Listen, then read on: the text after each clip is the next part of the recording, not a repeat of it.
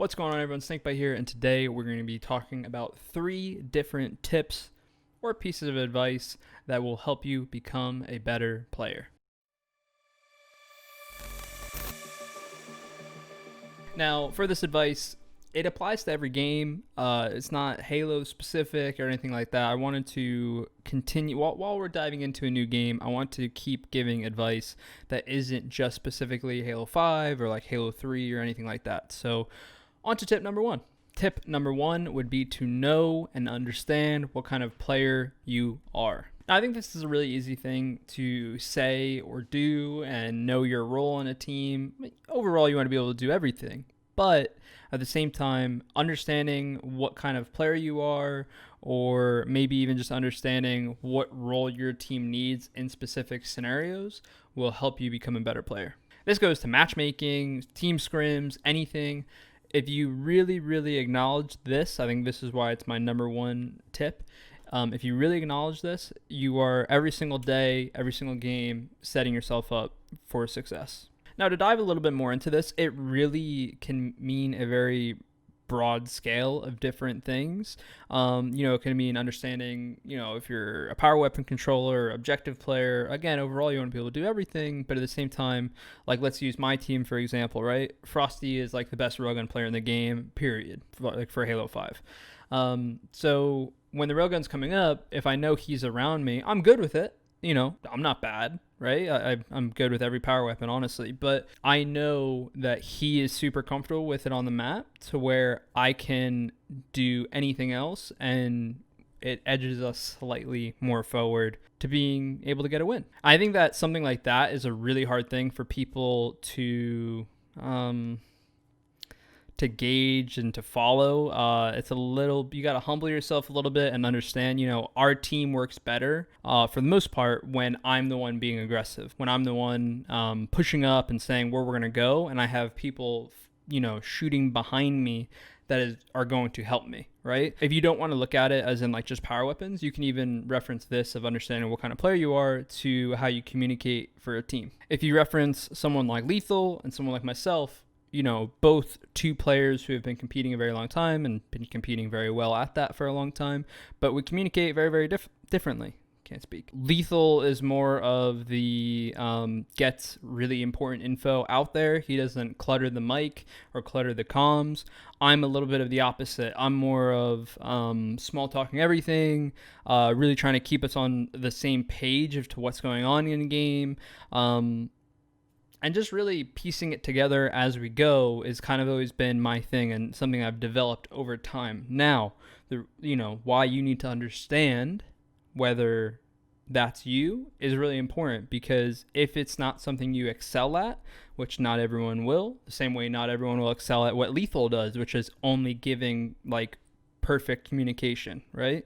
If you do not excel at it, your team will suffer because of it, because what in turn will just be sloppy communication. So understanding what kind of player you are, understanding what kind of communicator you are, understanding how the game needs to go overall, and humble yourself to know, okay, if I do this instead of this, I'm in a better position. Everyone wants to grab the power weapons. Everyone wants to be a leader on a team, or I don't really like the word leader, but everyone wants to be the most vocal on a team.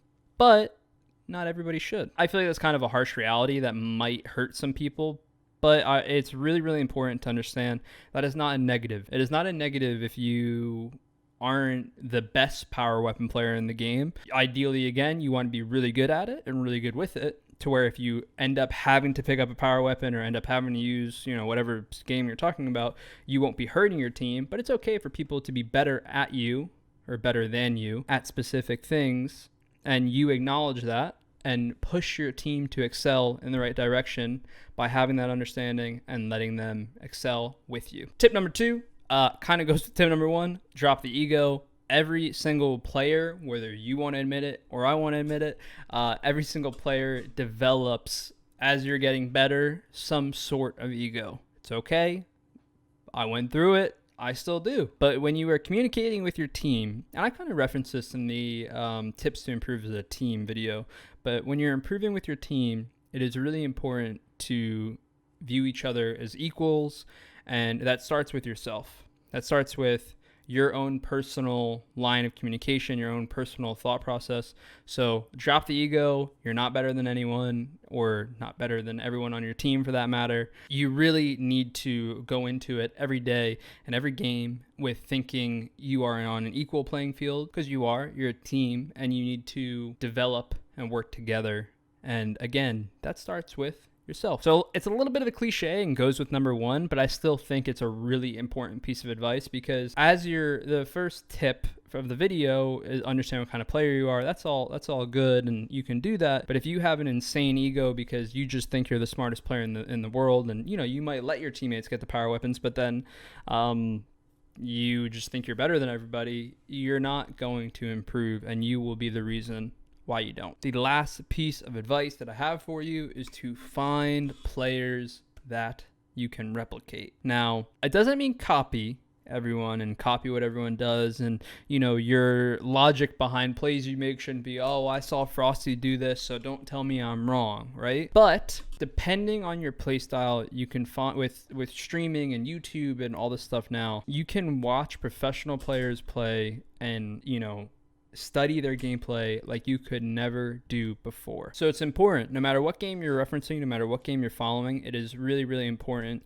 to find professional players that you think maybe match your personality, maybe match your gameplay, and really start to acknowledge what they're doing and try to understand why they're doing it. Now, the one little disclaimer that I'm going to throw in there is you will never fully understand why a player is probably making the play that they are. You can understand it in a very general sense, but when you're watching a live stream, let's say you're watching a scrim, there's so much communication being thrown at the said player that you're watching. It is almost impossible for you to 100% understand why the player you're watching might make the play they make, but it is very important that there will be specific scenarios that can be replicated and are specific situations that you'll even see happen in your game, and you can then throw it into your own gameplay, throw it into your team's gameplay, and it'll help you have a better understanding of the game. I don't even want to say this is tip number 3, because this could be tip number 1, right?